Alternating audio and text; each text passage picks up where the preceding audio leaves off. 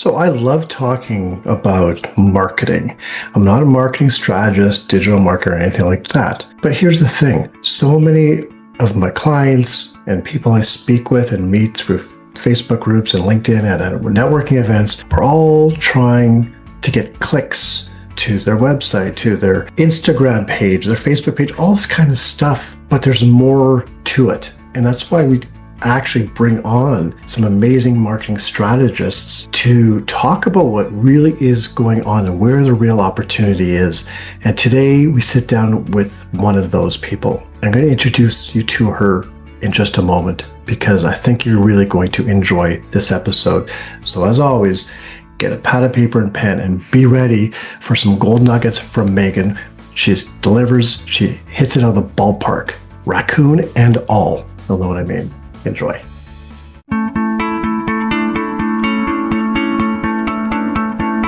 Hi, I'm Marshall Stern, and I've spent over 35 years leading and growing multiple small businesses. I know firsthand the struggles of entrepreneurship, feeling isolated, lonely, overwhelmed, and feeling like you have to do it all by yourself. I've been through multiple recessions, and I have felt the highs and the lows. I've been there, and I get it. This podcast is here to change that. Every week, I will bring you straight talking advice, real world strategies, and honest conversations about what it takes to succeed in business without the fluff, the gimmicks, or the sugarcoating. If you're ready to stop spinning your wheels and start making real progress, then you are in the right place. This is the Stern Truth. All right, everyone, welcome back to another episode of the Stern Truth, Business Unfiltered. And we are here today not to talk about pregnant raccoons, but inside joke. Well, but to meet this amazing guest I have. Meghan, how are you? I appreciate you having me on your call and starting off with that intro. It definitely leads to some great segue. I'm doing great. Excellent. You're doing probably better than the pregnant raccoon in my backyard right now. I love how we've connected the dots to now. It's a great story. I mean, as a marketer, I can't help but put a story to it. So speaking of, and I wasn't even going to go there with the pregnant raccoon, but the marketing, speaking of you, before we get into your journey and all that good stuff, and I know you have a lot of good gold nuggets, we like to call them, to share. What do you do? Who are you? What do you do? Where are you? My name's Meghan Simington. So I work as an advisory first fractional CMO. I work with clients to help them put together a marketing roadmap. And I think when we first talked, I talked about finding the holes in the plumbing. So I like to look at the connections between their CRM, bringing qualified leads from social media and their email marketing, and just making sure those marketing bits and bobs that are connecting the messaging for them is right on brand. And it's looking to bring them from click to close. A lot of people are bringing in a lot of leads or followers, but they're not necessarily building those long-term relationships. From click to close. Interesting. You have so many gold nuggets, so many one lines that we've already talked about. What is a CMO? So Fraksha, it's I work with like a chief marketing officer, but I'm only there on a partial basis. I'm finding right now with a lot of companies, they have the need. They need a marketing director, they need somebody in that chief marketing position, but they don't necessarily have the budget. And a lot of people are relying on AI, or they have, the marketing intern or someone like that, or they're building their marketing team. And they really need that leadership piece. So something that I bring in is my background in project management, my background working with marketing agencies, but also working in-house, and just helping them clean up their funnels and looking at their branding and helping them connect those dots. So you don't rescue pregnant raccoons? Well, as you were telling me about it, I was debating. I'm like, does he have any meat in his fridge? Oh yeah, I never thought about that. Oh, good idea. Okay. It's interesting because I hear all about fractional CFOs. Yeah. I've heard of fractional CMOs, and there's fractional this, fractional that. So have you, I guess maybe just a little bit about your journey and how you became this fractional CMO, this advisor. Yeah, I mean, taking you way back in the Wayback Machine. I started out as an entrepreneur in my 20s. So I actually bought a franchise in my early 20s. And we took it right across Canada. So we went Costco, the Bay, Zellers, which don't Oh, exist anymore. I'm definitely aging myself, but we sold tiny aquariums right across the city or across the mm, country. And from there, I learned a lot. I learned that I didn't want to sell into some of those big boxes as a small business, so definitely learned, and we were quite successful with some of our relationships. And then with some of them, we learned a lot from that.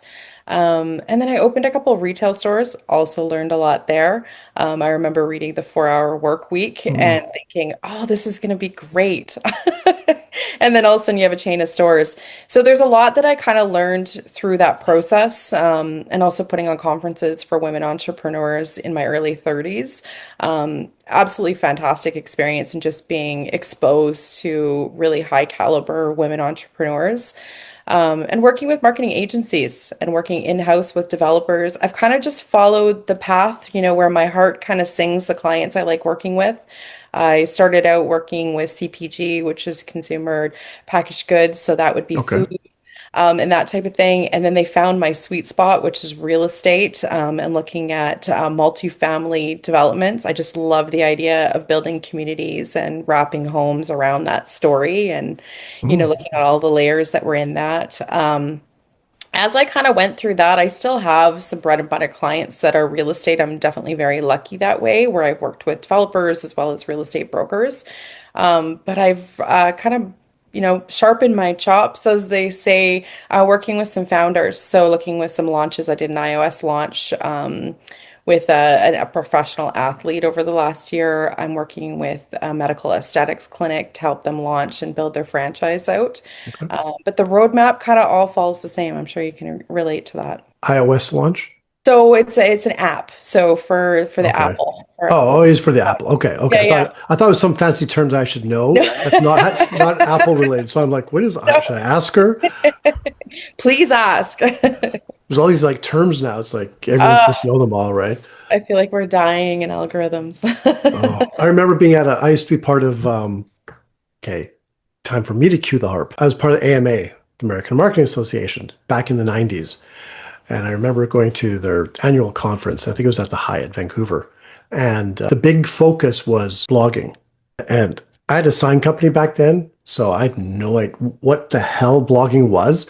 I was in a room filled with people like you, like these marketing strategists, and I guess CMOs before CMOs was a thing, or fractional CMOs.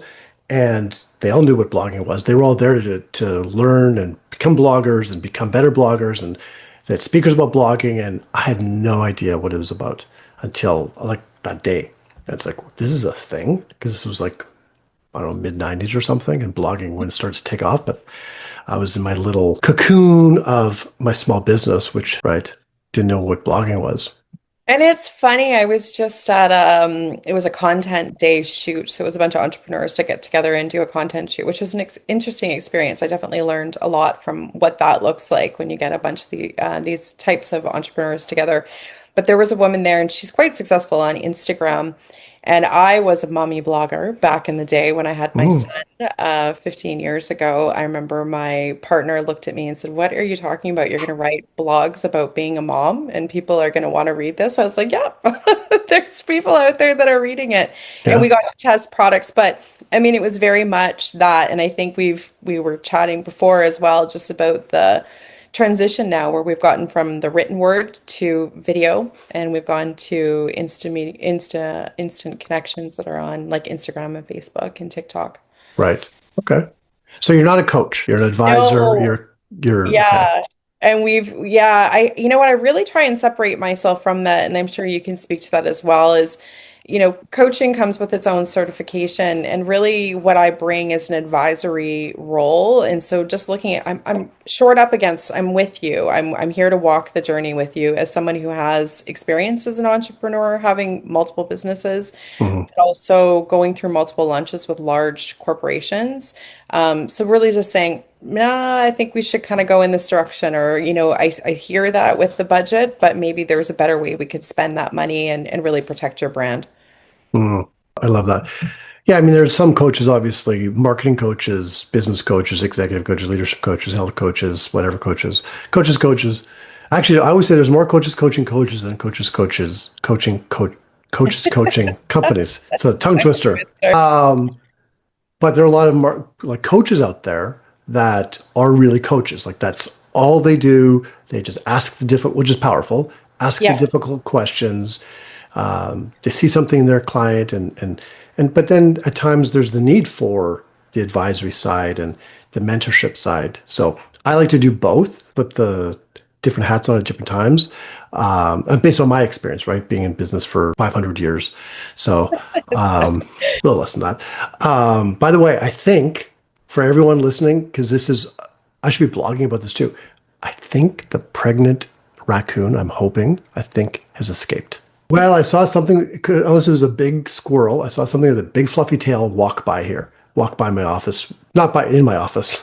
I would be screaming my office window. So I'm hoping it's I'll check it out after. You get to save the bacon from your fridge now for yourself Yes. and not for the raccoon. And people are like watching this, like the millions of people watching this are saying, what are you talking about? Pregnant raccoon. You're gonna have to wait till the next episode. It's gonna be like a Mark Rober episode. We're here talking about pregnant raccoons. Okay. So you work with all sorts of companies, size companies, Yeah, or all sorts of sizes of companies. Really my sweet spot is coming from my experience with franchising. So I've worked with large organizations, kind of Hmm. bringing that in and doing the B2B side, working with them with building out their distributor program. And that's something I just enjoy doing. Like, how do we Hmm. package and make it easier? I hear a lot of, oh, I'm going to use, AI to package all of this up, but there's something about looking at a brand and looking at that consistency and looking at all the layers that I really enjoy. So if it's a franchise, if it's distributors, or if it's a business looking to leverage into different markets, and making sure all the pieces are connected, I think it's important. It's that oversight. Okay, no, I really like that. Okay, I'm gonna ask you a couple questions here. I'm ready. This is the okay, here we go. Um, what would you say? Actually, two questions. One's about you, and one's a general question for about everyone else. What has been some of the biggest challenges? Question number one. Some of the biggest challenges that you faced in your entrepreneurial journey. I would say, early on, it's just having that humility to ask for getting the right people for the right budget. Sometimes in the beginning I was going, oh, I don't want to ask them if they want to spend that much on, someone to do their branding for them or someone to do the website. But the one, with the golden triangle, the trifecta of project management, if you spend less money, the quality is not necessarily, there's all different layers to it. So I think it's really important when you're looking at the final execution is bringing in the right people and then qualifying that to the client and saying, if we went with the bronze option, this is going to be the outcome. If we go with the silver option, this is Mm. what the outcome is going to be. And that's what they're paying for with working with me as an advisor and just saying, this is from my experience. We can definitely go cheap on this, but this might be what's going to go wrong. So where's the challenge? Where's the challenge been within that?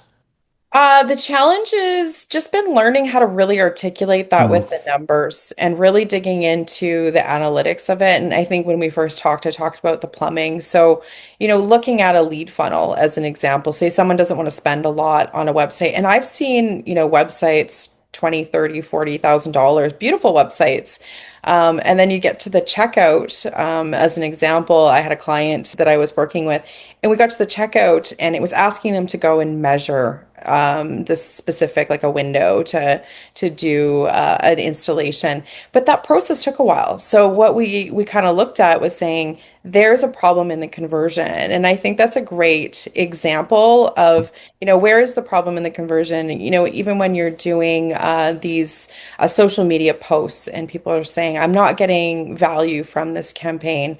But the question is where did you kind of ask for the next step? And then where are you sending them to? Where's the trap that you've set to kind of bring them in? I met with a gentleman yesterday and we were talking about our old days of working in the newspaper, which definitely makes me feel very dated. But just the connection, even with print. And so people would say, don't do direct mail, but you can do direct mail if it's well done, if it's great paper and Mhm. it's bringing them to a great landing page and it's telling them a story when they get there, or it's inviting them to an event. Or if you're picking up a magazine and there's a different type of experience you have with that touch and feel of that type of marketing. So I think just learning over the years, how do I prove this in numbers? Mhm. Um, and then how do I follow up? If there are gaps, what can we learn from it and how can we improve and streamline for future campaigns? So, okay, off script here. Question for you. Not that this is scripted because this is Yeah. business unfiltered. So, if we go back to episode 2, why marketing can fail you. Yeah. I don't know if you've had to listen to that one. Um, I talk about the story about, again, going back, queuing the harp to like, I don't know, it was like my daughter, maybe 2006, 2007. And I used to live in a split level and we had creaky floors. And so I was looking for someone to fix it because my daughter was a light sleeper. And every time we would walk upstairs, it was split level, like she would wake up. So we couldn't like live because, anyways, the way the house was, like we were always up going upstairs and she would always wake up. So I was driving home one day. Being in the sign company, I noticed cool graphics on vehicles, wraps. And I drove by this truck, and I talked about this in episode 2. And saw this pickup truck. It was like a Ford F-150 with a beautiful, like a big trailer, all fully wrapped. I think I said the company name in episode 2. I won't say it again, but it was a Renault company. It was like, okay, Renault's in a day or something like that. I was like, okay, that's what I want. And it was like they spent easily five, six, seven, probably even $8,000 on this wrap. I think I called. Like there's just a machine or whatever. I left a message, never heard back. Next day, I went to the website, went to the contact us or whatever, reach out, left a message or typed a message, never heard back. A week later, because I was desperate, it said Renault's in a day or something. I actually found the phone number and not the phone number. I found the actual email, not just the contact us form, and I actually sent an email. No automation, zero, nothing. Never ever heard back from them. And so they spent all this money on marketing, like the graphics, which really isn't market. It's part of marketing. Sorry, part of marketing. All this money on the graphics, but the systems were broken. There's nothing on the other side. So if you saw something like that, That's pretty much where I start. When people connect with me, they come to my website, they book a call. I send out a discovery questionnaire right out of the gate, mm, and then I provide them with a digital audit. So I actually go back and I reverse and I dig into everything on your end. And it's like I'll try and book a appointment with you. Do I get something back? Am I able to communicate with you if I need to change it? Have you told me about what to expect for those calls as well? And I try and present myself in the same way that I would like to provide that same resource for my clients. But a lot of times it's communication. I have a company that I was looking to be working with because I do some grants for some of my clients. And I reached out to this grant client, they're a grant writer. I think I'm about 5 communications deep. I've called them twice. I've written to them. I've gone onto their website. I even signed up to be an affiliate and I have not heard back yet. And I keep on getting these auto responses. It says, "How's your affiliate program yeah. going?" And I'm going, "Oh my God." It would be going great if we could chat because I would love to, work with them. But I think it's a big piece. When I'm looking at some of the medical aesthetics, definitely with real estate, my experience with real estate is when you're going on to one of those pre-sale programs Mm, and you're looking at a pre-sale project and you're signing up, you want to hear right away. You want that autoresponder right away. Something that was really successful for myself with the real estate programs is OMS. So you filled out the form, it sent you an email. It's also sending you that AI response by text message. So you think that you're talking to somebody, but then it's building up that CRM. So when the salesperson does come in the next day, they've had a whole conversation with you, Marshall. They know everything. mm. You want a 3 bedroom. They know that you have a dog. They know that you want to, you have kids in high school and you need to know all of this different information. But I think that's the big gap is that people have put up, say, a truck or a QR code, and then they sit back and they let people sit for 3 or 4 days. In that 3 or 4 days, you've lost them. Yep. Yeah. You've lost trust. You've lost relationship. You've lost rapport. So I'm curious. So the renovation example I gave, the story, Yeah. I have several of them, but that's probably the most like it blew my mind, right? And Yeah. I was like, my credit card was ready, and it wasn't a. I don't even think I said what kind of job it was. It wasn't a big job to them, but it was to us. I wasn't shopping because they had me. The messaging was bang on, like renovations in a day. Like the last thing you want is someone when you have two little kids, is someone coming in spending 5 days, basically screwing down your floorboards, right? You want them to come in and just done, right? Done. Especially this time of year, you want it in and out. Exactly, because you have a pregnant raccoon in the backyard. So I'm going to title this one "The Pregnant Raccoon in the Yard." Pregnant raccoon in the room. You know, the elephant in the room. Anyways, where was I going? At what like would you go into a company like that and work like it's the systems. So the marketing aspect of it, even the website was beautiful. Maybe there was on the back end of the website, maybe something was broken. I don't know, but Mhm. something was broken somewhere. I think it was the people, not the system, like them itself. Like, would you work with companies like that? Is that something where you would go with it? Is it more on campaigns? I think that's, usually where it's happening is, Yeah. somewhere in their funnel it's broken. And so you've talked about it in episode 2 and you've talked about it many times. So if you think about that, how many people listen to you on these podcasts and how many clients have you told that story to? Hmm. So that one bad experience is now their story. And whether you've referenced their brand or you've not referenced their brand, it's stuck with you enough Hmm. to share that. Working with some of these medical aesthetics, that's usually what in real estate, it's the same thing. It's so much trust. If you're going to put a laser on my face or you're going to sell me a home, I have to trust you because I'm trusting you with me, with my family. People come to events. They say they come to a grand opening for a presentation center, or they're coming into a clinic, or they've come to an event for a clinic. And no one calls them the next day to say, hi, hey, how was your experience? Did you want to talk further about anything we chatted about? So just having that touch point, that additional touch point, which is an actual human being, it's a difference between closing a deal and not closing a deal. And I would say that their closing rate, it goes up, 60, 70% just by making that call the next day. I was just thinking about you. I was just talking to Sally about, whatever I had as an experience at your event. But if you don't call them and you send them an email a week later, you've lost them. They don't Yeah. feel special. They don't feel respected. You've wasted their time. And there's so many millions and billions of dollars lost in revenue, lost in sales for companies because they're not valuing, like they're valuing, I'm going to say it. I think putting too much value on the marketing and the messaging and not enough on, it's like getting people to the front door. Just get them to the front door, but then the Yeah. door's locked or the staff, are mean or not trained properly. Yeah. Right? You spend and it's like so many people spend so much money on fancy websites, and well, there's different ways, right? They spend so much money on a fancy website, but they're not directing traffic there, or they spend so much money on advertising and directing traffic to a website that's completely broken. Or in this case of the truck, the rental company, they spend so much money on that on the marketing and the website, which is all part of marketing, I guess, but no one's on the other end. Wait, like nobody cares. They're so busy because they're so busy, especially back in the late 90s into the 2000s, up until recently, the trades were so busy, right, that they just couldn't take on any more work. So they didn't have time to respond to people. And then eventually what happens? It does slow down, even in the trades business. And I think, it's a bit of a misnomer where people are saying that marketing and the sales part are separate or your follow-up is separate. I think it's all part of that Yeah. same ecosystem because it's all about the relationship. And when, back to my newspaper days, we used to say, church and state shall not cross, being advertising and the editorial floor. They shall never cross, which now they cross all the time with advertorial and everything that's going on with the internet. But I think the same thing, there's this old hat of thinking that marketing and sales are separate, Hmm. and they really have to work together. It's taking that messaging that's in the marketing. So when Sam, who's on the floor, who's picking up the phone and saying, how was your experience when you just came into the clinic recently? Or how was your experience at this event or this open house that you came to?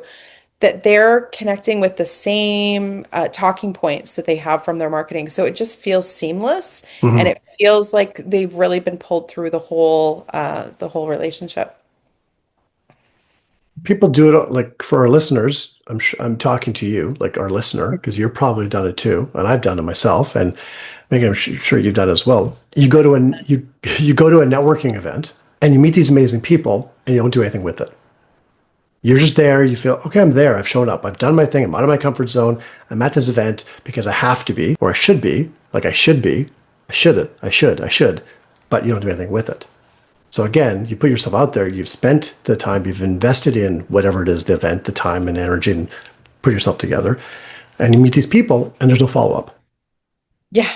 Yeah, and I think it's, really important, especially when you've taken your time or you've shaken someone's hand or you've been in front of them or they've shared something with you, that you're reaching out on LinkedIn right away. It was George Moen was just at an event that I was at, was the Latin Expo, which was actually a surprisingly wonderful event. Hmm? It was a business expo for entrepreneurs, but he was talking about when you're sitting in a workshop that's at a conference, go onto your LinkedIn right now and add that person and reach out to them and introduce yourself because you never know what's come back. And it's funny because I listened to Hmm? him at a conference, I don't even know, 10 years ago, and I connected with him and he responded.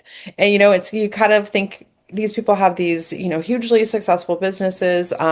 I just put up a post recently on LinkedIn and I haven't been on LinkedIn for quite a while and I'm like, I really need to get back on there. And just a thank you to women entrepreneurs, the Hmm. inspirations along the road. So women who either spoke at my events or I've attended workshops with them. And it's amazing. It got reposted by most of the women that I had re-tagged, which blew my mind, including an author that I've followed for a long time. Hmm. But it's those relationships and people like to feel, that they've been seen, they've been heard, you've had a connection with them, you've had an impact on them. Yeah. And I just was in a coaching session this morning, and one of my clients said, "Yeah, what you said in your post the other day really resonated with me, and it hit me hard, and I'm going to do something about it." And I went, "Really?" I said, "You could have liked it or commented or something." And he says, "Oh, no, I guess I should have for you." I said, "It's not just for me.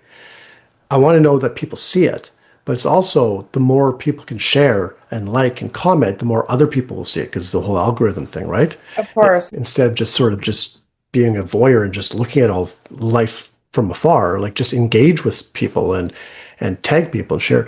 Okay, I so think that's great encouragement to every entrepreneur that's out there. If you want to receive it, ask and you shall receive, but also giving that back to other entrepreneurs and other business owners. yeah, If you yeah. love a product, say you love it. Yeah, no, for sure. Okay, so you've lots of experience in business, different businesses. The big thing with this podcast is about the stirred truths, and we like to give golden nuggets, sort of big insights, takeaways. What would you say, one or two, could be one if you want, I'll put you on the spot, maybe two, because you've done so much, golden nuggets you can give to our listeners on blank? Something that's really carried me through my career is just building community. And I heard someone had, sidebar quoted it to me and they said, building communities is the new flex. It's the new influencer. And I think it's so important. You were just talking about that, but it's about being a part of a mastermind or it's Hmm. attending networking groups and being something that's regular. I know you do your masterminds, but the community that's built from that and the support that people have, it's like I have a hiking group and there's a group of us that do crazy hikes for 4 hours. But I love when I can ping those people in my community and they can kind of pump my tires and get me out the door. And I think it's really important that you're sharing it and that you're putting it out there and Yeah, being brave. I love what you're doing with your podcast. Not everybody needs to do a podcast, but maybe share a story, maybe share pictures. I'm always blown away exactly what you were just saying. I do masters swimming and I'm bravely stepping into it. I've set a challenge for myself to compete this summer because my kids have competed for 5 years. well, Um, but I was posting and I felt really embarrassed that I was posting pictures of me being at the pool.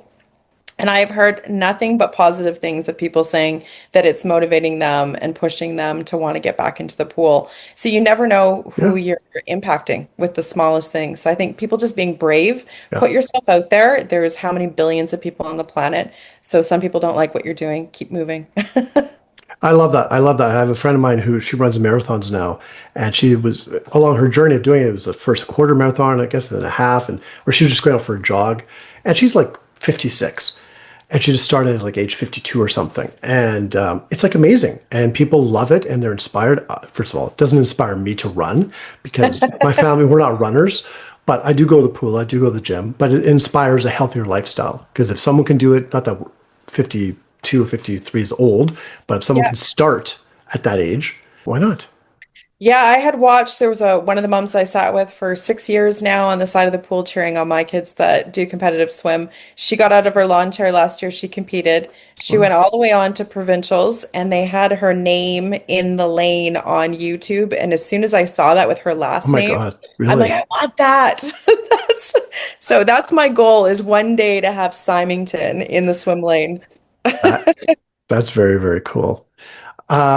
So okay, so building community, that's one Yeah. gold nugget. I love that. And you know what? It feels good. Like I'm selfish. Let's face it, I am selfish. I'm selfish by giving, right? I love it when people connect with each other. I love it when I'm in a group, I run a group, and people get something out of not from me, just or not just from me, but from the other members. Or I can introduce someone to someone, or someone messages me after one of my networking events. They say, "Oh, can you introduce me to a Megan person because I really want to." I love that. I Yeah. feel good, right? So yeah, I'm selfish that way because it makes me feel good to just give to people and have them connect and inspire them to do whatever it is. Just like the website. I'm going back to the renovation company. Um, just like this podcast. Yeah. I hope so. So having saying that, one more before we go, one more golden nugget, marketing related for a company. Our listener, it's noisy out there. Instagram, TikTok, Facebook, networking, websites, AI. Oh my gosh, print, not print, direct mail, whatever. What would you say? They're sort of overwhelmed with all of the noise, not sure. This is a big question, I know, but not sure what to do or who to trust. I run a women's networking group, a women's breakfast that happens once a month where women to get together. And a lot of people ask that question, what should I do for my marketing strategy? And I always say niche down, figure out exactly who you want to talk to.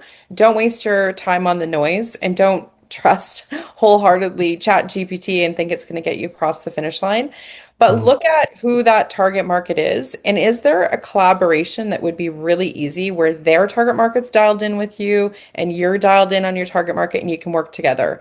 Because that's Oh, just a really easy way to get yourself out there. And I've done that with restaurants and real estate. I did a great campaign.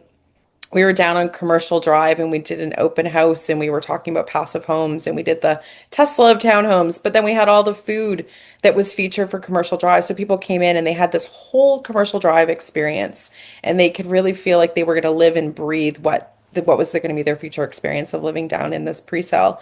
But I think building those relationships and being open to collaboration and saying, I'm not competing with them. I want to work with them and I want to be a part of this. And just going back to that community piece, I'm a bit of a diehard guerrilla marketer when it comes to that. But I think it's really important that you dig into where your heart sings, the clients that you want to work with, and finding people that share that same target market with you and working together because there's enough for everybody to eat, as they yeah, say. yeah. I love that. And it just comes back to just connection, community, well, being strategic. Yeah, and I think being picky too. I've worked on some influencer campaigns that people say, oh, well, you're going to spend $40,000 for this influencer to come and work on the campaign. And then you dig into the background, which I would also recommend anyone you're Mm, working with really do your research because you never know what's hiding back there that could come up and damage a brand. Or, maybe it's their ethics that you don't necessarily align with. But I think it's really important that you do find people that you can work with that share those values. perfect. Perfect. Well, this has been very insightful. This has been amazing. Any last parting thoughts? No, I'm loving following along. You popped up on my Instagram and that kind of leads back to that cold call. Like you just never know. You watch something, you reach out, and whether it's been off Instagram lately or LinkedIn, I just think there's absolutely amazing connections that are out there and just be brave and reach out. You never know what's going to come. But thank you for having me on. I really appreciate it.